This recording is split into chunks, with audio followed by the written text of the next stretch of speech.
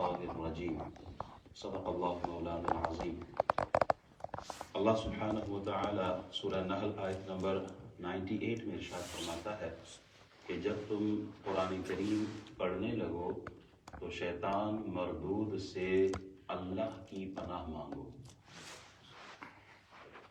جب بھی قرآن کی تلاوت کریں، قرآن کی تلاوت سے پہلے کیا پڑھیں؟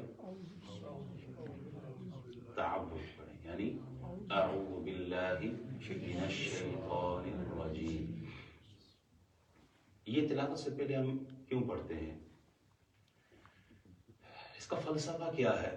دیکھیں، اللہ کریم نے انسان کی دنیا اور آخرت میں کامیابی، انسان کی عزت، انسان کی فلاح، انسان کے لیے جنت کا راستہ، تقوی، طہارت، زہد، عبادت، سب کچھ اللہ نے کہاں بیان کیا ہے؟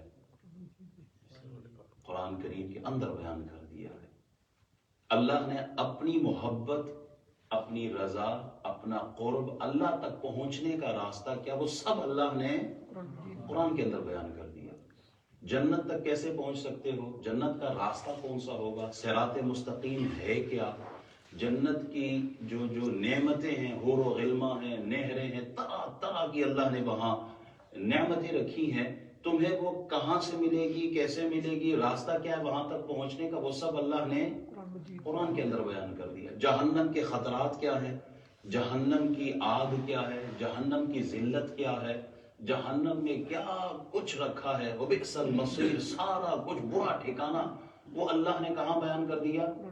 قرآن کریم کے اندر۔ رسول اللہ صلی اللہ علیہ وسلم نے انسان کو جو پستی میں گرا ہوا تھا، اسے آسمان کا جو ستارے ہیں، جنہیں حضور اکرم صلی اللہ علیہ وسلم نے صحابہ کے ارشاد فرمایا نا، اصحابی کالنجوم، میرے صحابی جو ہیں، میرے صحابہ کرام، میری مجلس میں بیٹھنے والے، یہ آسمان کے ستارے، یہ مقام جو انہوں نے پستی سے آدمی کو بلندی تک پہنچایا، عروج پر پہنچایا، یہ سب کا سب جو 23 سال کم و بیش کا جو عرصہ ہے، آپ علیہ السلام نے جو پیغام دے کر انسان کو ذلت و پسپائی سے نکال کر عروج اور عزت کا مقام دیا، وہ پیغام کیا تھا جو دلوں کو بدل دیتا تھا؟ وہ سب کا سب قرآن مجید کے اندر ہے۔ اب شیطان کیا کرتا ہے؟ شیطان کو علم ہے، وہ جانتا ہے کہ یہ آدمی اگر اس نے قرآن کا رخ کر لیا اور قرآن کو کھول دیا تو یہ اس مقام کو پا جائے گا۔ اور شیطان کی جو چیلنج اس نے کیا ہے نا کہ میں لَأُغْوِيَنَّهُمْ أَجْمَعِينَ، میں ان سب کو راستے سے ہٹاؤں گا، فَبِعِزَّتِكَ، تیری عزت کی قسم۔ اس کا کام یہی ہے کہ انسان کو راہ ہدایت سے ہٹا کر، صراط مستقیم سے ہٹا کر صراط جہیم پہ ڈال دے، جہنم کے راستے پر ڈال دے۔ وہ کرتا ہی یہی ہے۔ اب اس کی پلاننگ یہ ہے کہ یہ بندہ قرآن کے پاس نہ آئے، قرآن کی طرف نہ آئے۔ اب اگر قرآن کی طرف پہنچ بھی جائے آدمی، قرآن کھول بھی لے، تو اس کا کام ہے وسوسے ڈالتے رہنا، ان کے ذہن میں وسوسے ڈالنا کہ یقین کی منزل سے ہٹ جائے، ایمان ان سے چھن جائے۔ تو اللہ کریم ارشاد فرماتا ہے، اے بندو فاستعذ باللہ، اللہ کی پناہ میں آ جاؤ۔ شیطان سے بچنا ہے، اس کے وار سے بچنا ہے۔ کیا کہ قال فبعزتک لأغوینہم اجمعین الا عبادک منہم المخلصین، میں تیری عزت کی قسم ضرور ضرور ضرور ان سب کو گمراہ کروں گا، ہاں الا عبادک منہم المخلصین، جو تیرے چنے ہوئے بندے ہیں نا، جن کو پروٹیکشن حاصل ہے تیری، جن کو تو بچائے گا، جن کی حفاظت تو کرے گا، ان پر میرا داؤ نہیں چل سکتا، باقی تو میں سب کو گھیر لوں گا۔ شیطان انسان کے گناہوں کو سجا کر پیش کرتا ہے، سنوار کر پیش کرتا ہے۔ بندہ کیا گناہ میں ملوث ہوتا ہے آدمی، لیکن شیطان اس کو نیکی کی صورت میں پیش کرتا ہے۔ تو بڑے چنگے کام کرنا ہے، تو بڑے عروج میں پہنچا، تیری کیا بات ہے، حالانکہ وہ ہوتا گناہ کی پستی میں۔ اب یہ ایک آپ نے ایک جملہ سنا ہوگا نا، عید کے ایام میں لوگ کہتے ہیں جی قربانی کی ضرورت کیا ہے، لوگوں کو غریب کی مدد کر دو۔ اب بظاہر یہ جملہ بڑا اٹریکٹیو ہے کہ یار کسی غریب کی مدد ہو جائے گی اور اس کا پیٹ، اس کا گھر، اس کے بچوں کی مدد ہونے کا اچھا کام ہے، لیکن قربانی جس کا حکم اللہ نے دیا ہے اس کو چھوڑ کر، اس سے نافرمانی کر کے شیطان اس کو سجا کر رکھتا ہے۔ بندے قربانی چھوڑ، اللہ کا حکم ہے چھوڑ دے اس کو، کسی غریب کی مدد کر لے۔ اب یہ نعرہ بھی بڑا اچھا نعرہ، غریب کی مدد کرنا، لیکن یہ گناہ کا عمل اس لیے ہے کہ اللہ کی حکم کی نافرمانی ہو رہی ہے۔ غریب کی مدد کرتے رہو، کس نے روکا ہے؟ لیکن قربانی کیوں چھڑوا رہے؟ وہ حج بندے پہ فرض ہو جاتا ہے، کہتے نہیں رہن دے، کسی غریب کی مدد کر لے۔ غریب کی مدد کرنا افضل عمل ہے، لیکن حج جس پر فرض ہے اس کو چھوڑ نہیں سکتا بندہ، اس لیے کہ اللہ کا حکم ہے، اللہ کے حکم کی نافرمانی نہیں کر سکتا۔ اب یہ خیال اس کے ذہن میں کون ڈالتا ہے؟ ملعون، ابلیس، لعین، یہ شیطان کا عمل ہوتا ہے۔ اب نماز پڑھنے کے لیے مسجد کی طرف رخ کرتا ہے آدمی، اچھائی کا عمل کر رہا ہے، لیکن اس کے ذہن میں وسوسہ ڈال دیتا ہے کہ تیری کیا بات ہے، تو پنج وقت نمازی ہے، تو پہنچے ہوئے بزرگوں کی طرح، تیرا مقام بہت اعلیٰ، تو سبحان اللہ، تیرے تو نعرے بجنے۔ اب آدمی اچھا کام کرنے آ رہا ہے، لیکن یہ وسوسے ڈال کے اس کی نیت اور اخلاص میں فطور ڈال کر وہی اچھا عمل اس کے لیے پھر وبال جان بن جاتا ہے۔ تو کیا کہا اللہ فرماتا ہے ان الشیطان لکم عدو فاتخذوہ عدوا، یہ شیطان تمہارا کھلا دشمن ہے، ظاہری دشمن ہے، پکا دشمن ہے تمہارا۔ فاتخذوہ عدوا، بندے تو بھی اس کو اپنا دشمن سمجھ، تو بھی اس کو اپنا دشمن سمجھ۔ دشمن دو طرح کے ہوتے ہیں۔ اچھا، ایک دشمنی تو یہ نا ظاہری ہے، ایک ہوتی ہے باطنی۔ ظاہر دشمن اگر آپ کے ساتھ لڑائی کرے گا، یا تو آپ کی زمین چھین لے گا آپ سے، یا آپ کا مال چھین لے گا، دولت لے لے گا، گاڑی چھین لے گا، موبائل آپ سے چھین لے گا۔ ظاہری دشمنی تو یہی ہوگی۔ باطن کا دشمن اتنا خطرناک ہے، جب باطن کا دشمن حملہ کرتا ہے تو پھر وہ آپ کا مال دولت نہیں، وہ آپ کا ایمان لے کے چلا جاتا ہے، وہ آپ کا دین آپ سے لے لیتا ہے، وہ آپ کا یقین جو اللہ اور اس کے رسول کی ذات پر، جو آخرت پر، جو جنت اور جہنم کا، جو تقدیر کے مسائل، جو بعث بعد الموت ہے، یہ ساری چیزیں اس میں وسوسہ اور شک پیدا کر کے آدمی کا ایمان چھین لیتا ہے یہ دشمن۔ فاتخذوہ عدوا، بندہ تو بھی اس کو اپنا دشمن سمجھ۔ ظاہری اور باطنی دشمن یہ دیکھیں، ایک ہوتا ہے وہ دشمن جو صاف نظر آئے، آپ کو پتہ ہو کہ یہ میرا دشمن ہے، آپ مقابلہ کرتے ہیں اس کے ساتھ۔ اور ایک دشمن وہ ہوتا ہے جو بظاہر آپ کے سامنے ہوتا ہے، لیکن آپ کی جڑیں کاٹ رہا ہوتا ہے، جس کو آپ منافق بھی کہتے ہیں عام زبان میں۔ آپ کے ساتھ ہوتا ہے، آپ کے مجلس میں ہوتا ہے، آپ دیکھتے ہو، لیکن وہ آپ کی جڑیں کاٹ رہا ہوتا ہے۔ اچھا، وہ بھی نظر آ جاتا ہے۔ ایک دشمن وہ ہے جو فزیکلی آپ کے سامنے ہے ہی نہیں، جس کو آپ دیکھ ہی نہیں سکتے۔ إِنَّهُ يَرَاكُمْ هُوَ وَقَبِيلُهُ وَمِنْ حَيْثُ لَا تَرَوْنَ، وہ اور اس کا قبیلہ تمہیں دیکھتے ہیں، وَمِنْ حَيْثُ لَا تَرَوْنَ، تم نہیں دیکھ سکتے۔ شیطان ہمیں دیکھ سکتا ہے۔ اگر دشمن سامنے ہو آپ مقابلہ کر سکتے ہیں، لیکن اگر دشمن نظر ہی نہ آئے تو آپ کیسے مقابلہ کریں گے؟ ایسا ہی ہے، آپ مقابلہ نہیں کر سکتے۔ تو اب آپ کریں گے کیا؟ حضرت ذوالنور مصری رحمۃ اللہ علیہ فرماتے ہیں کہ شیطان ہمیں دیکھ سکتا ہے، ہم شیطان کو نہیں دیکھ سکتے۔ اسی طرح کا معاملہ ایسا ہے کہ شیطان اللہ کو نہیں دیکھ سکتا، لیکن اللہ شیطان کو دیکھ سکتا ہے۔ تو کہا اس ذات کی پناہ میں چلے جاؤ جو شیطان پر بھی قادر ہے۔ تم اللہ سے مدد مانگو، جب تم اللہ سے مدد مانگو گے تو ہوگا کیا؟ ان عبادی لیس لک علیہم سلطان، اے شیطان میرے بندوں پر تیرا کوئی اختیار نہیں ہے۔ جب آپ اللہ سے پناہ مانگتے ہیں نا، اللہ میری مدد کر، اللہ میرا ایسا دشمن ہے جس سے جو نظر ہی نہیں آتا، میں مقابلہ کیسے کروں، میں کچھ نہیں کر سکتا، میں مجبور ہوں، میں عاجز ہوں، اللہ میں کمزور ہوں، نحیف ہوں، میں ہتھیار ہی کوئی نہیں میرے پاس، میں لڑ ہی نہیں سکتا، میرے بچاؤ کا ایک ہی ذریعہ ہے، یا اللہ میں خود کو آپ کے حوالے کرتا ہوں، اللہ تیری پناہ مانگتا ہوں، اللہ تو اپنی پروٹیکشن میں مجھے رکھ، شیطان کے مقابلے میں تو میری مدد کر۔ تو جب بندہ اس حالت میں ہوتا ہے تو پھر وہ محفوظ ہو جاتا ہے۔ لا یمسہ الا المطہرون۔ ایک ہے حدث اکبر، ایک ہے حدث اصغر۔ حدث اصغر یہ ہوتا ہے کہ آدمی بے وضو ہوتا ہے، وضو کر کے آ جاتا ہے، قرآن کو چھو لیتا ہے۔ لا یمسہ، قرآن کو چھونا جائز نہیں ہے، الا المطہرون، مگر پاک لوگ۔ حدث اصغر تو یہ کہ آدمی بے وضو ہو تو جا کے وضو کر کے آئے اور پھر اس کے بعد قرآن کو ٹچ کر سکتا ہے۔ ایک فقہی مسئلہ ہے، آدمی کا وضو نہ ہو تو کیا وہ قرآن کی تلاوت کر سکتا ہے؟ ہاں، اگر کچھ صورت زبانی یاد ہو بغیر وضو کی تلاوت کر سکتا ہے، لیکن قرآن کو ٹچ نہیں کر سکتا، قرآن کو چھو نہیں سکتا۔ اور ایک یہ حدث اکبر، حدث اکبر یہ ہے کہ آدمی پر غسل فرض ہو، جنبی ہو جائے، احتلام ہو، تو ایسی صورت میں پھر یہ کہ وہ غسل کرے گا اور اس کے بعد پھر قرآن کی طرف آئے گا، پھر قرآن کو ٹچ کرے گا۔ ظاہری اور باطنی پاکی ضروری ہے قرآن کو پڑھنے سے پہلے۔ ظاہری پلیتی دور کرنا، ہم نماز سے پہلے وضو کر کے ظاہری پلیتی جو ہوتی ہے وہ دور کر لیتے ہیں، پاک صاف ہو کے پھر ہم قرآن پڑھتے ہیں، نماز پڑھتے ہیں۔ اسی طرح باطن کی پلیتی ہوتی ہے، قرآن شروع کرنے سے پہلے آپ دل کی بھی صفائی کریں۔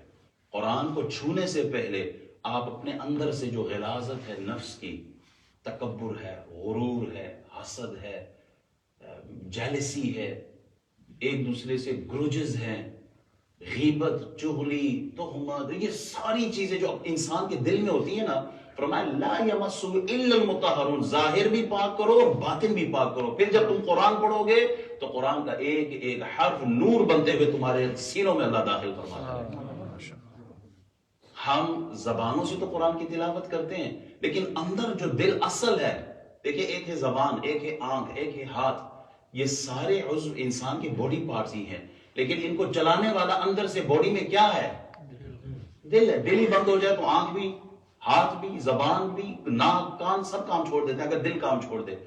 آپ نے اگر صرف باہر کو تو پاک کر لیا، اندر آپ کا وہی ہے، اندر وہ نفس کا جو کتا بیٹھا ہوا ہے نا، نفس کا جو شیطان جہاں باہر کرتا ہے، جہاں سے انسان بے راہ روی کا شکار ہوتا ہے، صراط مستقیم سے ہٹ جاتا ہے، دل کی ناجائز خواہشات ہوتی ہیں، اگر اس کو صاف نہیں کریں گے، ہزار بار بھی آپ پڑھتے رہیں، زبان سے کہہ بھی دیا لا الہ، تو کیا حاصل؟ دل و نگاہ مسلمان نہیں تو کچھ بھی نہیں۔ تو دل کو پہلے صاف۔ حضرت امام جعفر صادق رضی اللہ تعالی عنہ ارشاد فرماتے ہیں کہ آپ قرآن کی تلاوت سے پہلے اعوذ باللہ پڑھنا، تعوذ پڑھنا ضروری ہے، باقی عبادات کے لیے نہیں۔ یہ جو میں بول رہا ہوں ایک ایک لفظ، یہ تفسیر کبیر میں امام رازی نے نقل کیے ہیں۔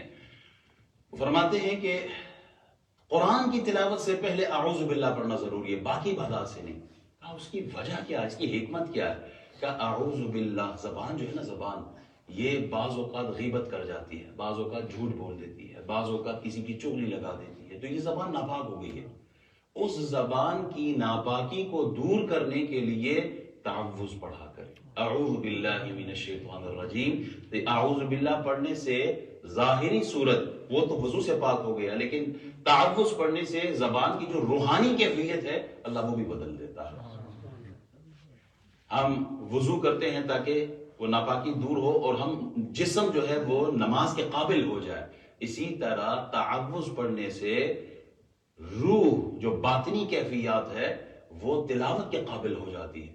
اعوذ باللہ من الشیطان الرجیم پڑھا تو اس سے وہ کیفیات، وہ سرور، وہ نور نصیب ہو جاتا ہے۔ دیکھیں قرآن کرتا کیا ہے؟ قرآن دل میں نور پیدا کرتا ہے۔ جب ہم قرآن کی تلاوت کرتے ہیں تو اس کا اثر کہاں ہوتا ہے؟ دل پہ آتا ہے۔ جب دل پہ اثر ہوتا ہے اس کا اظہار آنکھوں سے شروع ہو جاتا ہے۔ ایسا ہی ہے، اب یہ قرآن کی تلاوت کرتا ہے بعض مقامات پر اگر قرآن کی سمجھ ہو یا ترجمے سے پڑھے، ترجمہ آپ پڑھ رہے ہیں اور آپ کو کوئی ایسی آیت جنت کی، جہنم کی، خوف کی، محبت کی کوئی ایسی ملی، آپ کے دل پر اثر کر جائے، اور جب دل پر اثر ہوتا ہے تو پھر اس کا اظہار آنکھوں سے شروع ہو جاتا ہے۔ تو قرآن کرتا کیا ہے؟ قرآن دل میں نور پیدا کرتا ہے، اور نور اسی دل میں آتا ہے کہ جہاں پر عجز و انکساری ہو۔ اس دل میں قرآن کا نور پیدا نہیں ہوتا جہاں تکبر ہو، جہاں غرور ہو، جہاں حسد ہو، جہاں نفرت ہو، وہاں نور پیدا نہیں ہوتا۔ نور پیدا ہی وہی کرتا ہے اللہ کہ جہاں پر انسان میں عاجزی ہو، انکساری ہو، تواضع ہو، الہیت ہو، اللہ سے محبت ہو۔ اچھا، قرآن جب ہم پڑھتے ہیں، تعوذ پڑھتے ہیں، اس کا فائدہ کیا ہے؟ میں 2-3 حدیثیں بیان کر کے انشاءاللہ درس ختم کرنے لگا ہوں۔ حضرت معاذ بن جبل فرماتے ہیں کہ 2 بندے آپس میں لڑ رہے تھے اور ایک دوسرے کو خوب گالیاں دے رہے تھے۔ نبی اکرم صلی اللہ علیہ وسلم جب بغیر ہوئے تو آپ علیہ السلام نے فرمایا میں ایک ایسا کلمہ جانتا ہوں کہ جو ان کے گناہوں کو مٹا دے گا۔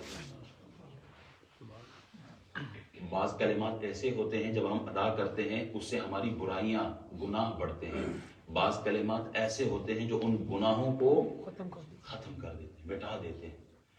تو فرمایا آپ علیہ السلام نے وہ کلمہ کہ جس کے پڑھنے سے گناہ مٹ جائے وہ اعوذ باللہ من الشیطان الرجیم۔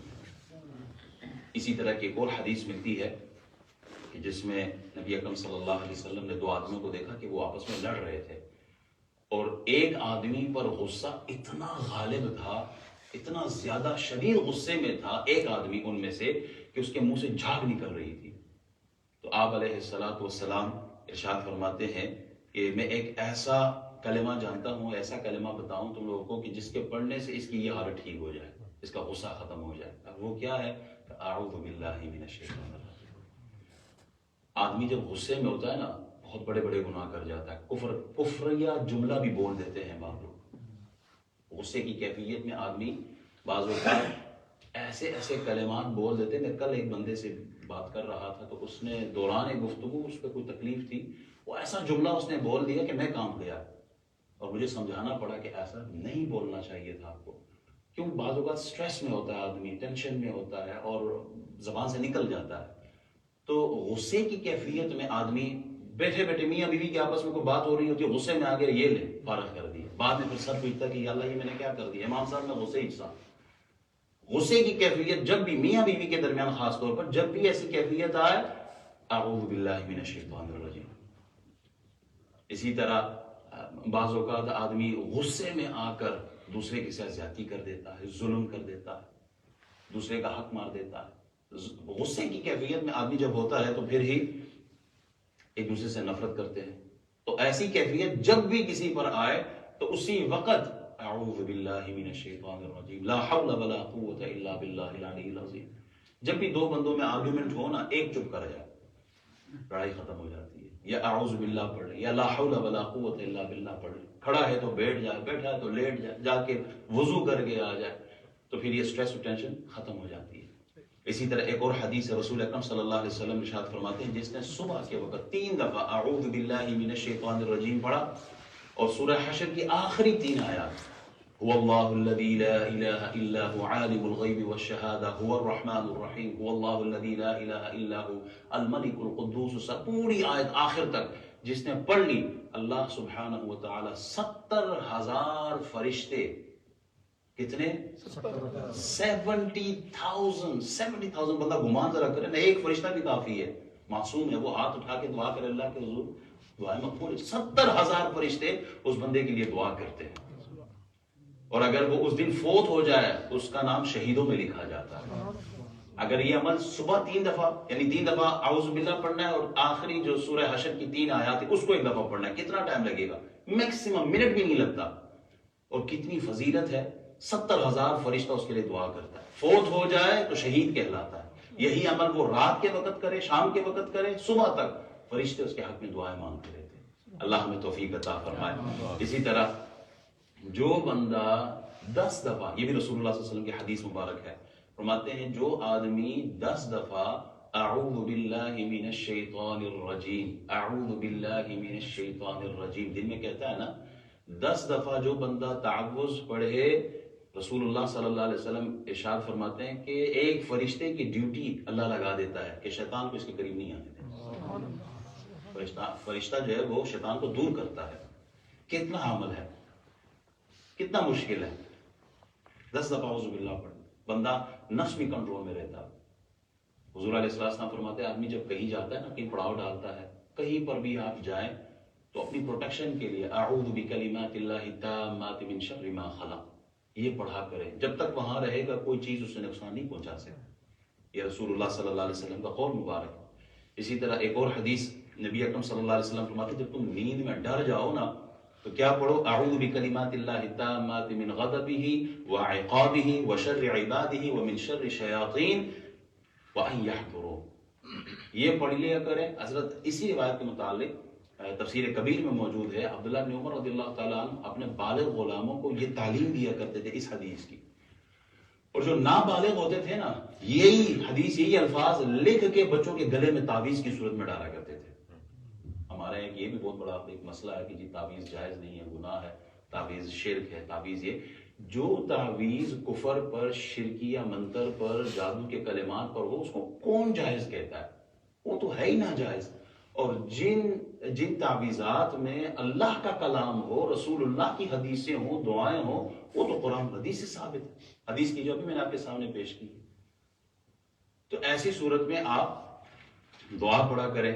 دیکھیں ایک بات عرض کر کے اس کے بعد درس ختم کرتے ہیں. ہم اعوذ باللہ کیوں پڑھتے ہیں؟ اس لیے پڑھتے ہیں کہ جب بھی کوئی نیکی کا کام ہونا، نیکی کا ارادہ ہو، تو شیطان اس میں آڑے آتا ہے، رکاوٹ ڈالتا ہے. ایک مثال ہی لے لیں آپ، اذان ہوتی ہے نا مسجد کی، اسپیکر سب کے گھر میں ریڈیو موجود ہے،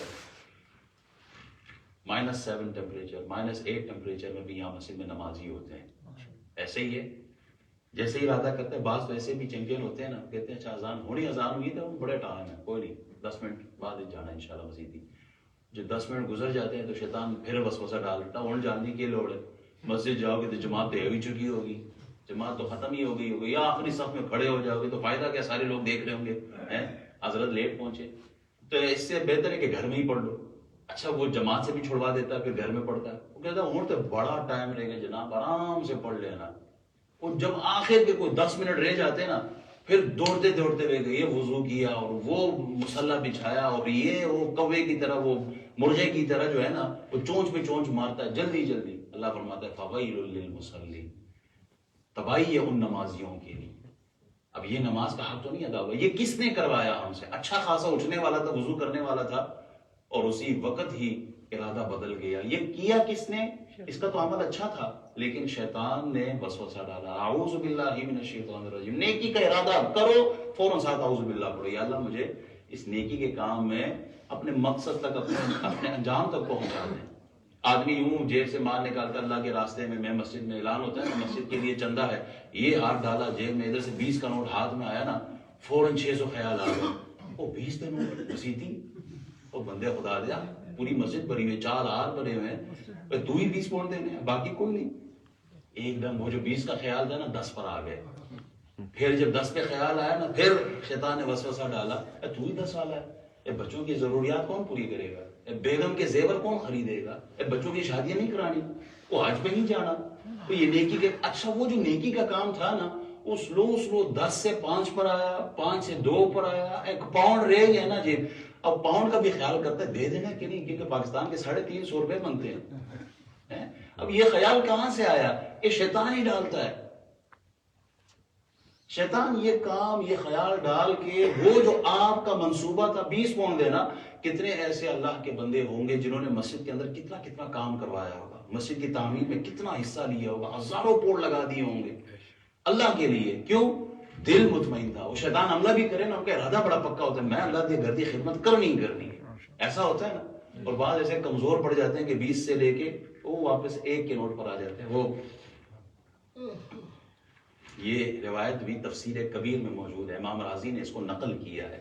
ایک مسجد میں امام صاحب تھے نا، انہوں نے واز شروع کر دیا، اور واز کرتے انہوں نے کہا کہ جو بندہ صدقہ کرتا ہے نا اللہ کے راستے میں، 70 شیطان اس کے پیچھے پڑ جاتے ہیں. 70 شیطان، کوئی پاؤں سے پکڑتا ہے، کوئی ہاتھ پکڑتا ہے، کوئی دل پکڑ لیتا ہے. تو ایک جوان تھا، وہ بڑا جوش میں آیا، اس نے کہا میں ہوڑی جا کے 70 شیطانوں کو میں نے شکست دینی ہے. وہ اٹھا، دوڑ لگایا، گھر گیا، اور اس نے جھولی بھر دی، وہ گندم سے، کہ میں اللہ کے راستے میں دینی. جو پلٹتا دیکھتا تو بیوی سامنے کھڑی ہوتی. انہوں نے کہا کدھر صوفی صاحب، میں یہ اللہ کے راستے میں دینا. خبردار، گھر سے باہر نکالا، مار واپس رکھو ادھر. اور بیوی سے، ہوم آفس سے کون لڑائی کر سکتا ہے پھر. تو وہ انہوں نے وہ گندم چھڑوا دی ان سے. اور مسیحی جب واپس آئے تو بڑے بجھے بجھے سے نظر آئے. مولوی صاحب نے کہا خیر یہ کیا ہوا؟ انہوں نے کہا 70 شیطانہ نے شکست دے دیتی ہے، پر شیطانہ دی ماں غالب آ گئی ہے. 70 شیطانوں کو تو میں نے شکست دے دی ہے. یہ ٹائٹل ہے، یہ اس تفسیر میں ٹائٹل کے ساتھ لکھا ہے 70 شیطانوں کی ماں. یہ وہاں وہ ٹائٹل ہے تفسیر کے اندر. تو میں وہ آپ باقی شیطانوں پہ تو غالب آ جاتے ہیں، کچھ ایسے بھی خطرناک ہوتے ہیں نا، من الجنتی والناس، وہ ایسے ہوتے ہیں، وہ انسانوں میں بھی ہوتے ہیں. تو اعوذ باللہ من الشیطان الرجیم. اللہ تعالی ہمیں توفیق دے کہ ہم تعوذ پڑھیں تو اس نیت سے پڑھیں کہ یا اللہ، یہ پڑھا بھی یہ اسی لیے ہے کہ تو اپنی حفاظت میں. ٹوائلٹ جاتے ہیں تو کون سی دعا پڑھتے ہیں؟ اللہم انی اعوذ بک من الخبث والخبائث. یہ تعلیمات ہے رسول اللہ صلی اللہ علیہ وسلم کی. یہ دعائیں سیکھنی چاہیے، یہ پروٹیکشن کی دعائیں ہوتی ہیں. صبح شام کی جو پروٹیکشن کی دعائیں، اس کو سیکھیں. بعض لوگ کہتے ہیں مولوی صاحب ہم پہ جادو ہو گیا، ہم پہ یہ عمل ہو گیا، ہم پہ وہ عمل ہو گیا. ٹھیک ہے، کیونکہ جادو بھی قرآن کے اندر موجود ہے، سارا کچھ نبی علیہ السلام پر جادو کیا گیا، اور کیا کچھ نہیں ہے. جادو کا ہونا اس سے انکار کوئی نہیں ہے. اللہ ان لوگوں کو ہدایت دو جو جادو کرتے ہیں. لیکن پروٹیکشن کے لیے رسول اللہ صلی اللہ علیہ وسلم نے قرآن و حدیث سارا کچھ بیان بھی تو کیا ہے نا. پروٹیکشن کی دعائیں پڑھے، صبح پڑھے، شام پڑھے، آپ دیکھیں کہ اللہ تعالیٰ آپ کی کیسے حفاظت کرتا ہے.